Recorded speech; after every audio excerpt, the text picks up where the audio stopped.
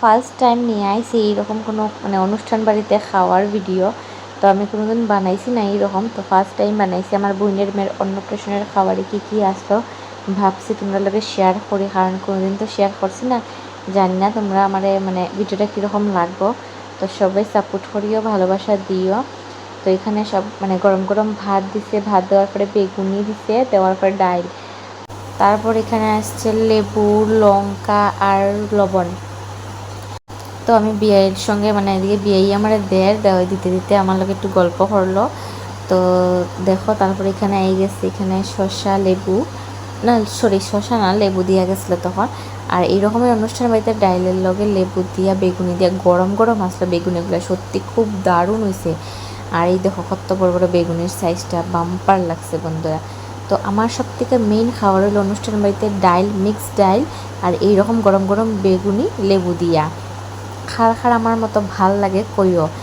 আর আমার বোনের মেয়ের তো আজকে হইলাম না, আজকে মেয়ে প্রথম অন্ন খাইতো মানে অন্নপ্রাশন, কিন্তু আমার বোনের মেয়েটা খানতে খানতে খানতে এত পাগল, মানে কেউর কাছে যায় না, মানে কারো সামনে থাকে না, মানে কেউ দেখলেই কান্না করে, কেউ দেখলেই কান্না করে। তারপর এখানে আমার দেওয়া গেছিলো ঘন্ট, তো মাছের মাথা দিয়া ঘন্ট ডাইল টাইল দিয়া। তো আমি এখানে খাইলাম, খুব সব তরকারি স্বাদ ছিল। আর একটা জিনিস বন্ধুরা, এখানে কিন্তু পেঁয়াজ রসুনের তরকারি না, এটা কিন্তু পাঁচফোড়ন সম্বাস দিয়ে তরকারি হয়েছে, শুধু মাংসটাই বানানো হয়েছিল পেঁয়াজ রসুন দিয়া। তো খুব ভালো লাগছে, ইউনিক একটা, কারণ আমরা বেশিরভাগই পেঁয়াজ রসুন দিয়ে খাই, কিন্তু এই রকমের মানে ফার্স্ট টাইম অনুষ্ঠান বাড়িতে পাঁচফোড়ন দিয়ে খাইছি, ভাল লাগছে।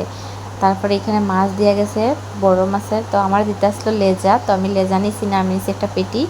আর এখানে মাছের যে ঝুলটা হয় গ্রেভিটা, আলু দিয়ে পটল দিয়া গ্রেভি, তো ভালোই লাগছিলো পাঁচফোড়ন সম্বাস দিয়া।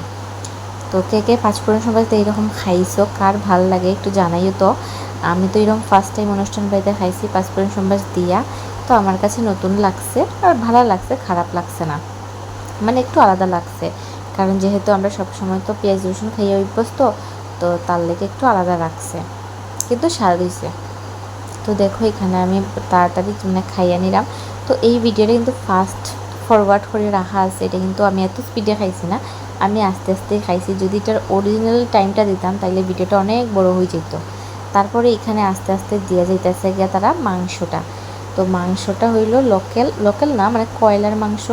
তো আমার খুবই ভালো লাগে, কিন্তু আমি যেখানে জানি না কালকে খাইতে পারছিলাম না, কারণ মানে প্রচণ্ড গরম লাগছিল। তারপর মানে আমরা আইয়া প্রথমে মিষ্টি খাইছি, যার কারণে পেটে ক্ষুধাও আসিল না, তার লেগে মাংসটা আমি এখান থেকে মানে একটু একটু বাছিয়ে নিছি, আর আলু নিয়ে আমি খাই গেছি।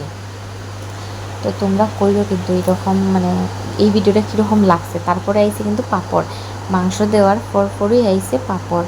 আর পাঁপড় টাপড় দিয়ে একদম মানে কি হইতাম জমিয়ে, আগে আমি পাঁপড়টা খাইছি কারণ পাঁপড়টা এরকম খাইতে ভালো লাগে।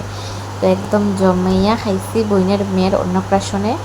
আর একটু কষ্ট হয়েছে কি যাইতে অনেকটা দূর, তো তার লেগে।